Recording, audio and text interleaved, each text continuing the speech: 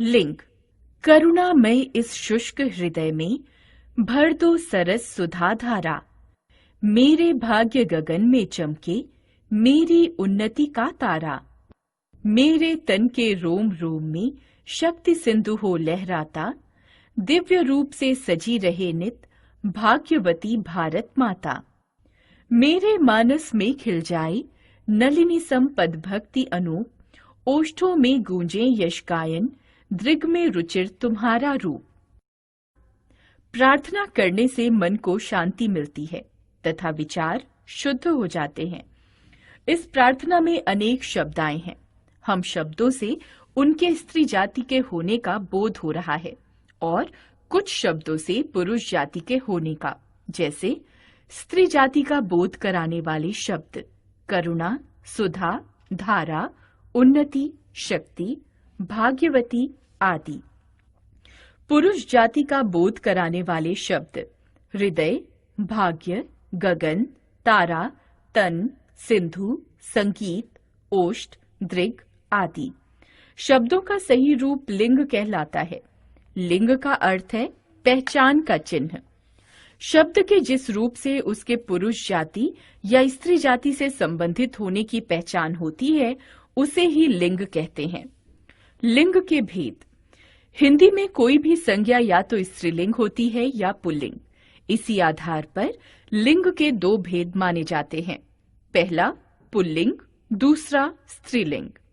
Pulling शब्द के पुरुष जाति का बोध कराने वाले रूप को पुल्लिंग कहते हैं, जैसे आदमी, राजा, लड़का, माली, पति, मोर, मुर्गा, बैल आदि।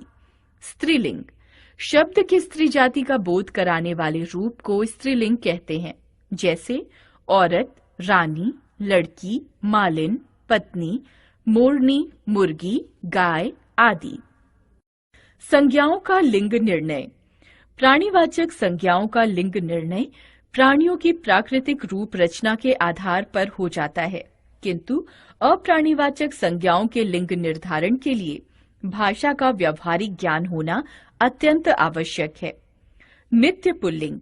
कुछ प्राणीवाचक संज्ञाएं नित्य पुल्लिंग होती हैं, जैसे मच्छर, गीदड़, भेड़िया, खरगोश, तोता, खटमल, उल्लू, बाज, बिच्छू, केचुआ आदि। नित्य स्त्रीलिंग। कुछ प्राणीवाचक संज्ञाएं नित्य स्त्रीलिंग होती हैं, जैसे गिलहरी, मक्खी, मछली, छिपकली, कोमल, मकड़ी, दीमक, तितली, मैना आदि। उभयलिंगी। कुछ शब्द ऐसे होते हैं जो पुरुष और स्त्री दोनों के लिए प्रयुक्त होते हैं, जैसे मंत्री, राजदूत, डॉक्टर, राष्ट्रपति, प्रोफेसर आदि। उदाहरण इस प्रकार हैं। पुल्लिंग, स्त्रीलिंग। डॉक्टर आ रहे हैं, डॉक्टर आ रही हैं। प्रधानमंत्री अपने क्षेत्र का दौरा करने गए, प्रधानमंत्री अपने क्षेत्र का दौरा करने गईं। पर्यायवाची शब्दों के अलग अलग लिंग। कुछ वस्तुओं के दो या अधिक नाम यानी पर्याय होते हैं, जिनमें से कोई पुल्लिंग और कोई स्त्रीलिंग होता है, जैसे आंख स्त्रीलिंग, नेत्र पुल्लिंग, पत्र पुल्लिंग, चिट्ठी स्त्रीलिंग। पुल्लिंग की पहचान। अप्राणीवाचक संज्ञाओं में देशों, ग्रहों, पर्वतों, वृक्षों, समय, दिन, अनाज, रत्न, धातुओं, वर्णमाला के अक्षर आदि के नाम पुल्लिंग होते हैं, किंतु इनके कुछ अपवाद भी हैं, जैसे देशों के नाम भारत, अमेरिका, चीन आदि। ग्रहों के नाम सूर्य, बृहस्पति, मंगल, शनि आदि। पृथ्वी अपवाद है। पर्वतों के नाम हिमालय, अरावली, विंध्याचल आदि। सागरों के नाम हिंद महासागर, अरब सागर, लाल सागर आदि। वृक्षों के नाम नीम, पीपल, बरगद, आम, अनार आदि। इमली अपवाद है। अनाज के नाम गेहूं, चावल, जौ, चना आदि। मक्का, ज्वार, मटर आदि अपवाद हैं। महीनों के नाम मार्च, अप्रैल, जून, अगस्त आदि। जनवरी, फरवरी, मई, जुलाई अपवाद हैं। शरीर के अंग हाथ, पैर, सिर, गाल, होठ, कान आदि। जीभ, नाक, उंगली, आंख अपवाद हैं। धातुओं के नाम लोहा, सोना, पीपल, तांबा, स्टील, पारा आदि। चांदी अपवाद है। रत्नों के नाम मूंगा, पन्ना, मोती, हीरा, पुखराज, नीलम आदि। मणि अपवाद है। दिनों के नाम सोमवार, मंगलवार, बुधवार आदि। द्रव्य या पदार्थों के नाम पानी, तेल, घी, दूध आदि। समय पल, सेकंड, मिनट, घंटा, दिन, सप्ताह, मास, वर्ष आदि। अवस्था बचपन, शैशव, यौवन, बुढ़ापा, कैशोर्य आदि। जवानी अपवाद है। वर्णमाला के अक्षरों के नाम अ, औ, क, ख आदि। इ, ई, री अपवाद है। आ, आपा, आर, आव, त्व, दार और पन आदि प्रत्ययों से बने शब्द। मोटा, भूखा, बुढ़ापा आदि। समुदायवाचक शब्द समाज, दल, संघ, गुच्छा, मंडल, परिवार, वंश, कुल, झुंड आदि। व्यवसाय सूचक शब्द कहानीकार, नाटककार, अधिकारी, व्यापारी आदि। अकारांत संज्ञाएं घर, मकान, भवन आदि। विशेष भवन या स्थान विद्यालय, अस्पताल, कार्यालय आदि। एरा, दान, पान, खाना प्रत्ययों वाले शब्द सपेरा, लुटेरा, फूलदान, कलमदान, दवाखाना आदि। स्त्रीलिंग की पहचान नदियों, झीलों, तिथियों, भाषाओं एवं बोलियों आदि के नाम स्त्रीलिंग होते हैं। जैसे नदियों व झीलों के नाम गंगा, गोदावरी, सतलुज, व्यास, कृष्णा आदि। हिंदी तिथियों के नाम पूर्णिमा, अमावस्या, द्वितीया, तृतीया आदि। लिपियों के नाम देवनागरी, रोमन, गुरुमुखी, ब्राह्मी, शारदा आदि। भाषाओं व बोलियों के नाम हिंदी, अंग्रेजी, फारसी, उर्दू, जर्मन आदि। बेलों के नाम जूही, चमेली, मल्लिका, मधुमती आदि। इकारांत संज्ञाएं रीति, विधि, तिथि, अग्नि आदि। ई, नी, आनी, इया, इमा, ता, री, आवट, आहट आदि प्रत्ययों से बनी संज्ञाएं। गर्मी, कथनी, पढ़ाई, बुढ़िया, एकता, कालिमा, मुस्कुराहट, सजावट, बनावट आदि। लिंग परिवर्तन संबंधी नियम पुल्लिंग शब्दों में विभिन्न प्रत्यय जोड़कर उनके स्त्रीलिंग रूप बनाए जाते हैं। जैसे आ जोड़कर पुल्लिंग स्त्रीलिंग, सुत, सुता, प्रिय, प्रिया, अध्यक्ष, अध्यक्षा, शिष्य, शिष्या, पूज्य, पूज्या, मूर्ख, मूर्खा, महोदय, महोदया। ई जोड़कर नर, नारी, चाचा, चाची, मुर्गा, मुर्गी, देव, देवी, बकरा, बकरी, दास, दासी। इया जोड़कर लोटा, लुटिया, बूढ़ा, बुढ़िया, बंदर, बंदरिया, बेटा, बिटिया, खाट, खटिया। आनी जोड़कर सेठ, सेठानी, जेठ, जेठानी, राजपूत, राजपुतानी। आइन जोड़कर ठाकुर, ठकुराइन, गुरु, गुरुआइन, पंडित, पंडिताइन, लाला, ललाइन, बाबू, बबुआइन, चौधरी, चौधराइन। वती और मती जोड़कर बलवान, बलवती, श्रीमान, श्रीमती, रूपवान, रूपवती, आयुष्मान, आयुष्मती। इका जोड़कर गायक, गायिका, नायक, नायिका, निवेदक, निवेदिका, निदेशक, निदेशिका, साधक, साधिका, पत्र, पत्रिका। इन जोड़कर पड़ोसी, पड़ोसिन, सुनार, सुनारिन, ग्वाला, ग्वालिन, नाग, नागिन। इन्हीं जोड़कर तपस्वी, तपस्विनी, यशस्वी, यशस्विनी, स्वामी, स्वामिनी, सन्यासी, सन्यासिनी, अभिमान, अभिमानिनी, अधिकारी, अधिकारिणी। नी जोड़कर शेर, शेरनी, जाट, जाटनी, मास्टर मास्टरनी। त्री जोड़कर नेता नेत्री, कर्ता कर्त्री, वक्ता वक्त्री, दाता दात्री, अभिनेता अभिनेत्री, विधाता विधात्री। पूर्ण परिवर्तन करके राजा रानी, सम्राट सम्राज्ञी, वीर वीरांगना, विद्वान विदुषी, विधुर विधवा, साधु साध्वी।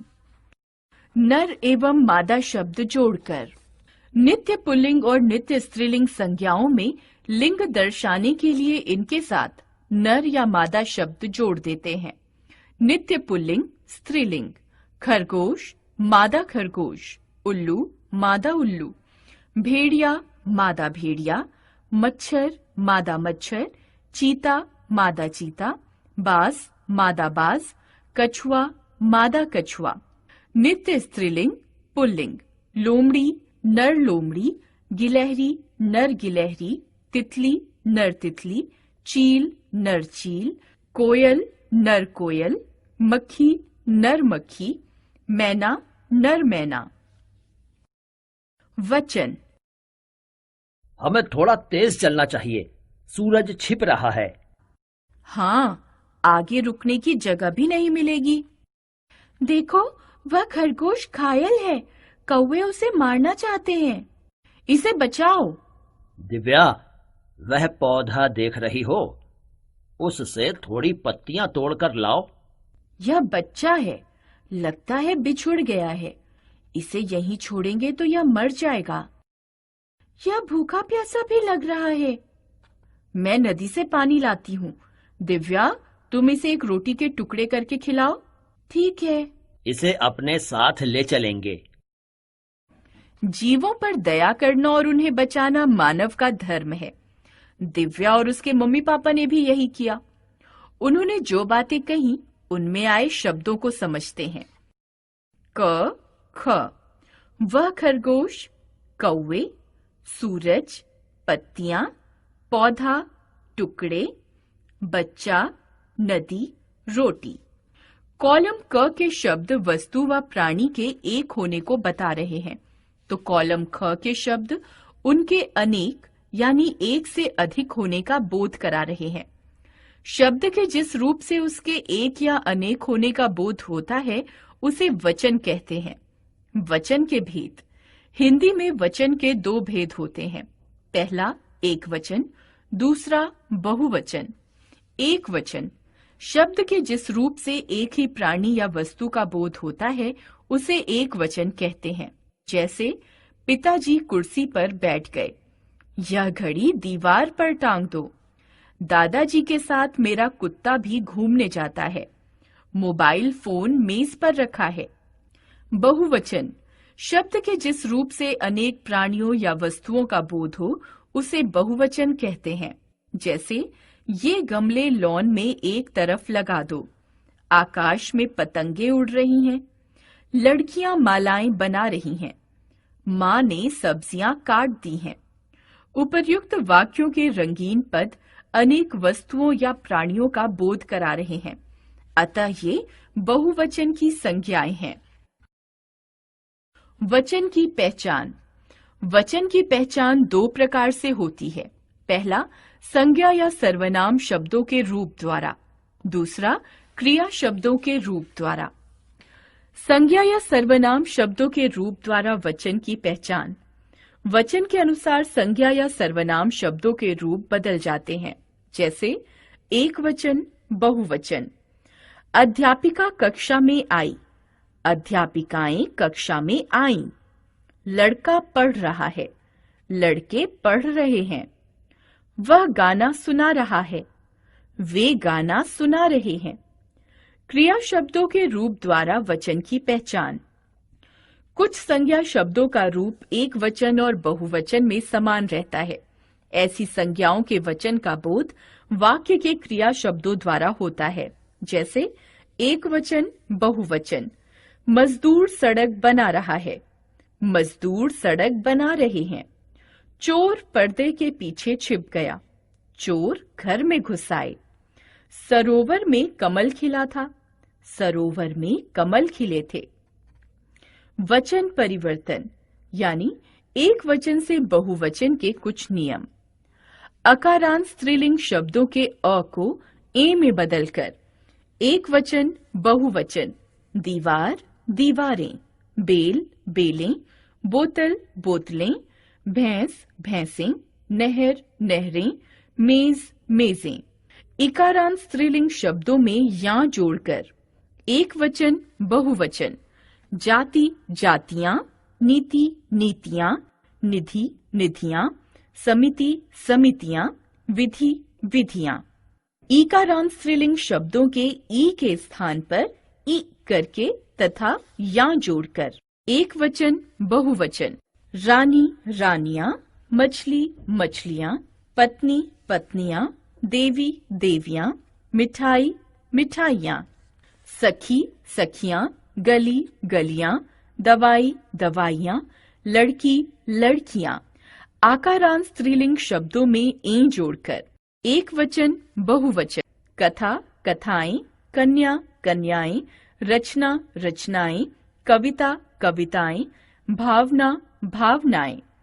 उकारांत उकारांत व औकारांत स्त्रीलिंग शब्दों में ए जोड़कर एक वचन बहुवचन वस्तु वस्तुएं, बहु बहुएं, ऋतु ऋतुएं, धातु धातुएं, धेनु धेनुएं, गौ गौएं।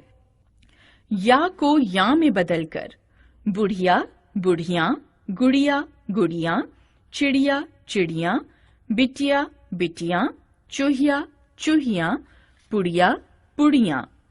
आकारांत पुल्लिंग शब्दों के आ को ए में बदलकर बेटा बेटे, पैसा पैसे, घोड़ा घोड़े, गड्ढा गड्ढे, कपड़ा कपड़े, पंखा पंखे, कौवा कौवे, कुर्ता कुर्ते। अ आ ई उ और औ से समाप्त होने वाले शब्दों के साथ कारक चिन्हों का प्रयोग हो तो इनका बहुवचन रूप ओ या यों जोड़कर बनाया जाता है। जैसे एक वचन बहुवचन बालक शतरंज खेलता है, बालकों ने शतरंज खेली। वे अपने घर चले गए, वे अपने अपने घरों को चले गए। हमको फल अच्छे लगते हैं, हमें फलों का सेवन करना चाहिए। पेड़ मत काटो, पेड़ों पर पक्षियों के घोंसले हैं। वह व्यक्ति निर्दोष है, इन व्यक्तियों को मुक्त कर दो। संबोधन में अ या आ के स्थान पर ओ और ई के स्थान पर यो हो जाता है। जैसे बहन बहनों, माता माताओं, भाई भाइयों, मुनि मुनियों। वचन संबंधी ध्यान देने योग्य कुछ नियम। सम्मान या आदर प्रकट करने के लिए एक वचन के स्थान पर बहुवचन का प्रयोग किया जाता है। जैसे डॉक्टर साहब अभी अभी गए हैं। प्रेमचंद उपन्यास सम्राट कहलाते हैं। अपना बड़प्पन प्रकट करने के लिए एक वचन के स्थान पर बहुवचन का प्रयोग किया जाता है। जैसे राजा बोले, हमें एक साहसी और ईमानदार सेवक चाहिए। आदर प्रकट करने या शिष्टाचार पालन के लिए तू के स्थान पर तुम या आप का प्रयोग किया जाता है। जैसे तुम 2 दिन के लिए और रुक जाओ। आप कहाँ जा रहे हैं? आंसू, बाल, दर्शन, होश, प्राण, दाम, हस्ताक्षर आदि शब्दों का प्रयोग सदैव बहुवचन में होता है। जैसे आपके तो दर्शन ही दुर्लभ हो गए हैं। नीरा के बाल तेजी से झड़ रहे हैं। आकाश, पानी, वर्षा, जनता, सत्य, प्रजा, व्यथा आदि शब्द सदैव एक वचन में प्रयोग किए जाते हैं। जैसे दिन भर वर्षा होती रही। प्रधानमंत्री का भाषण सुनने जनता उमड़ पड़ी।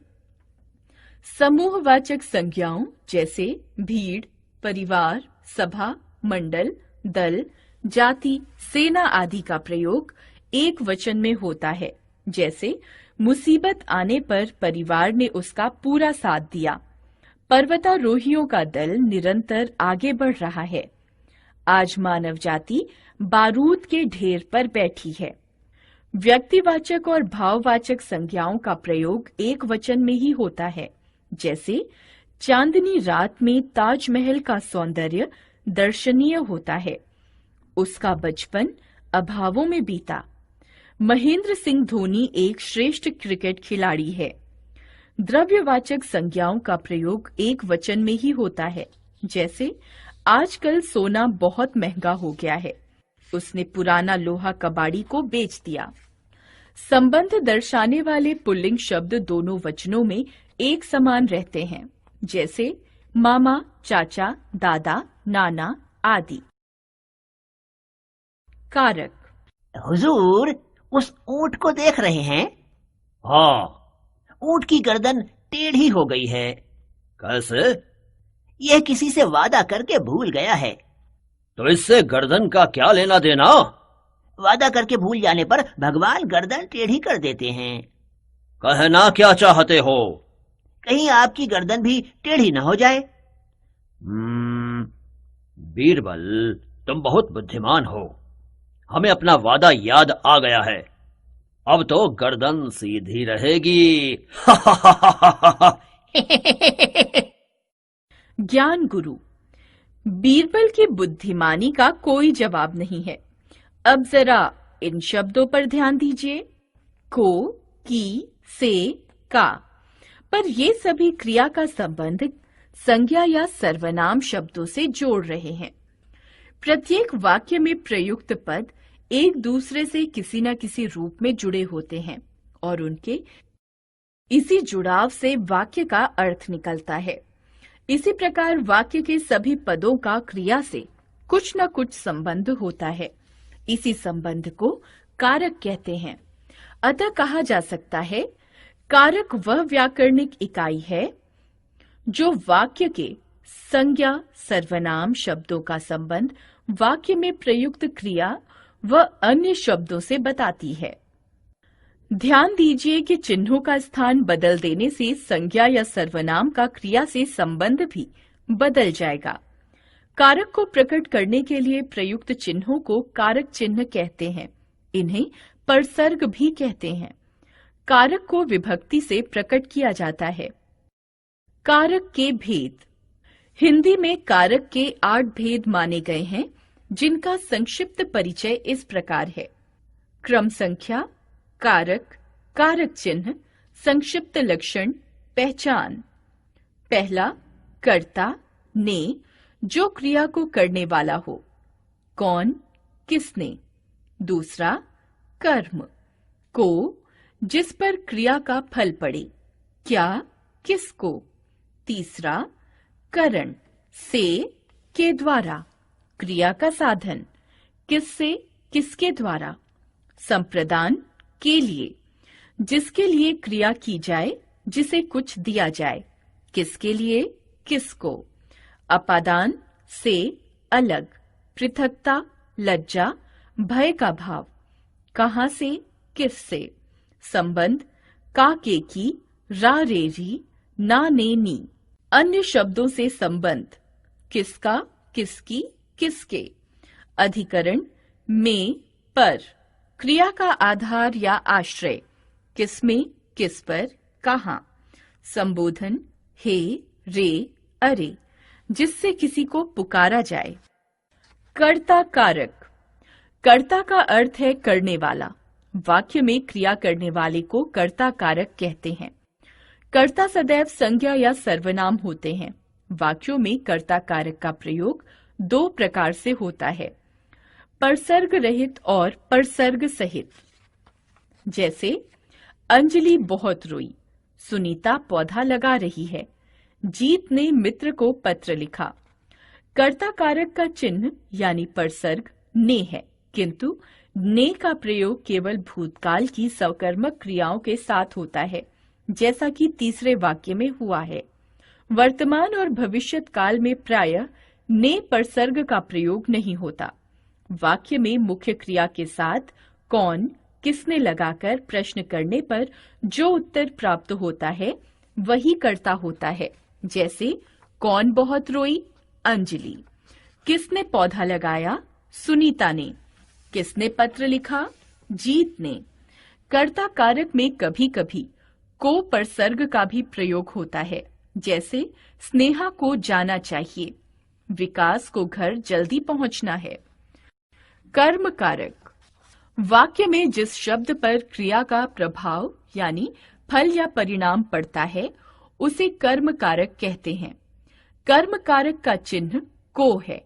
कर्म कारक का प्रयोग भी दो प्रकार से होता है, परसर्ग रहित और परसर्ग सहित। जैसे गाय ने रोटी खा ली, साहब ने चपरासी को बुलाया, दादी ने बच्चों को कहानी सुनाई।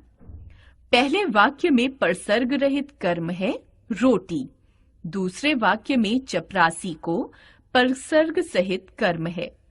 तीसरे वाक्य में दो कर्म हैं, एक बच्चों को परसर्ग सहित और एक कहानी परसर्ग रहित। द्विकर्मक वाक्यों में एक कर्म अप्राणीवाचक होता है और दूसरा प्राणीवाचक। इन वाक्यों में प्रायः अप्राणीवाचक कर्म के साथ कारक चिन्ह नहीं लगता और प्राणीवाचक कर्म के साथ कारक चिन्ह लगता है। क्रिया के साथ क्या या किसे लगाकर प्रश्न करने पर प्राप्त उत्तर कर्म कारक होता है।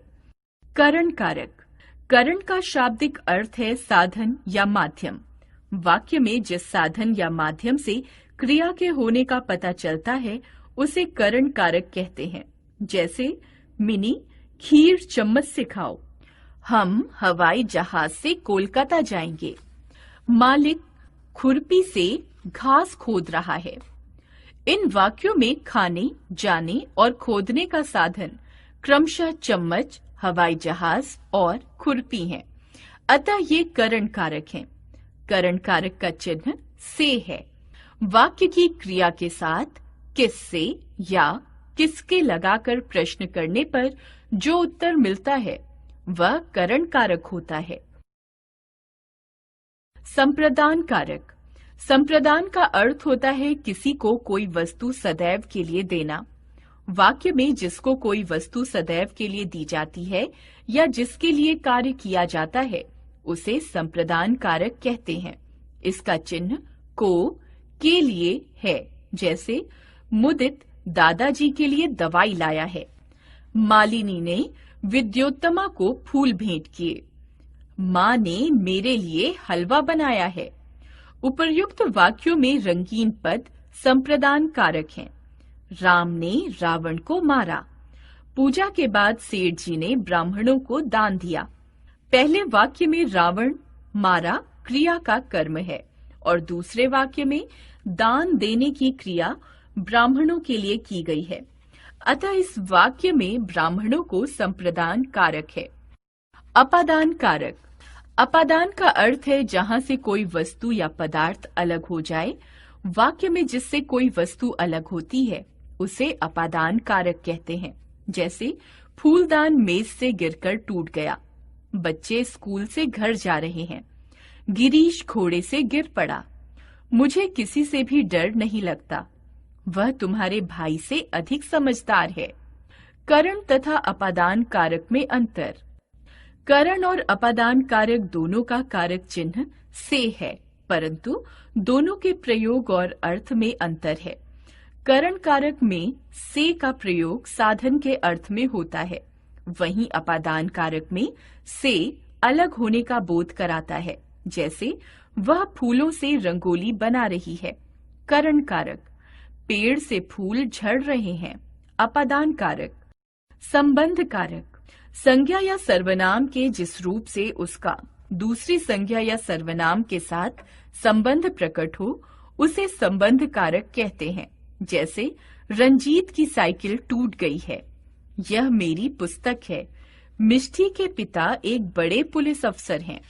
उपर्युक्त वाक्यों के रंगीन पद क्रमशः दूसरी संज्ञाओं साइकिल, पुस्तक और पिता के साथ संबंध का ज्ञान करा रहे हैं। अतः ये रंगीन पद संबंध कारक है। संबंध कारक के चिन्ह का, के, की, रा, रे, री, ना, ने, नी हैं। अधिकरण कारक। क्रिया का आधार या आश्रय। वाक्य में जो क्रिया का आधार होता है उसे अधिकरण कारक कहते हैं। जैसे वृक्षों पर फल लगे हैं, सरोवर में कमल खिले हैं, बिल्ली मेज पर चढ़ गई। ऊपर दिए वाक्यों में रंगीन पद क्रिया के स्थान संबंधी आधार को बता रहे हैं, अतः ये अधिकरण कारक हैं। अधिकरण कारक के चिन्ह हैं में और पर। क्रिया का आधार दो प्रकार का होता है, स्थानवाची और समयवाची। समयवाची आधार के दो उदाहरण इस प्रकार हैं। मैं समय पर स्टेशन पहुंच गया। कई बार परसर्ग रहित अधिकरण का भी प्रयोग होता है, जैसे घर घर जाकर प्रचार करो। तुलना में भी कभी कभी अधिकरण का प्रयोग होता है, जैसे पांडवों में युधिष्ठिर सबसे बड़े थे। संबोधन कारक, वाक्य में जिन शब्दों से किसी को पुकारा जाता है या संबोधित या सचेत किया जाता है, उन्हें संबोधन कारक कहते हैं। जैसे भाइयों आइए और आधे दाम में ले जाइए। जया, इस समय कहाँ जा रही हो? अजी, जरा बात सुनिए। संबोधन शब्दों के बाद संबोधन चिन्ह लगाया जाता है। हमने सीखा, स्त्री व पुरुष जाति का बोध कराने वाले शब्द के रूप को लिंग कहते हैं। हिंदी में दो प्रकार के लिंग हैं, स्त्रीलिंग व पुल्लिंग। कुछ शब्द नित्य स्त्रीलिंग व कुछ नित्य पुल्लिंग होते हैं। पद सूचक शब्दों का स्त्रीलिंग और पुल्लिंग दोनों रूपों में प्रयोग होता है। अप्राणीवाचक शब्दों का लिंग निर्धारण भाषा व्यवहार से होता है। पुल्लिंग शब्दों में स्त्रीवाची प्रत्यय लगाकर उनके स्त्रीलिंग रूप बनाए जा सकते हैं। शब्द के जिस रूप से उसके एक या अनेक होने का बोध हो, उसे वचन कहते हैं। वचन के दो भेद हैं, एक वचन तथा बहुवचन। वचन की पहचान संज्ञा, सर्वनाम और क्रियापदों से होती है। आदर प्रकट करने के लिए एक वचन के स्थान पर बहुवचन का प्रयोग होता है। समूहवाचक संज्ञाएं एक वचन में प्रयुक्त होती हैं। द्रव्यवाचक संज्ञाएं एक वचन में प्रयुक्त होती हैं। संबंधवाचक पुल्लिंग शब्द दोनों वचनों में एक समान रहते हैं। वचन परिवर्तन के नियमों द्वारा एक वचन से बहुवचन बनाए जाते हैं। वाक्य में शब्दों का क्रिया व अन्य पदों से जो संबंध होता है, उसे कारक कहते हैं। कारकों को दर्शाने वाले चिन्ह कारक चिन्ह या परसर्ग कहलाते हैं। कारक 8 प्रकार के होते हैं, कर्ता, कर्म, करण, संप्रदान, अपादान, संबंध, अधिकरण और संबोधन। को परसर्ग का प्रयोग कर्म और संप्रदान दोनों कारकों में होता है। कर्ता कारक में ने परसर्ग का प्रयोग केवल भूतकाल की सकर्मक क्रिया में होता है। से चिन्ह करण कारक में क्रिया के साधन का बोध कराने और अपादान कारक में अलगाव, लजाना, तुलना, भय आदि को दर्शाने के लिए प्रयुक्त होता है।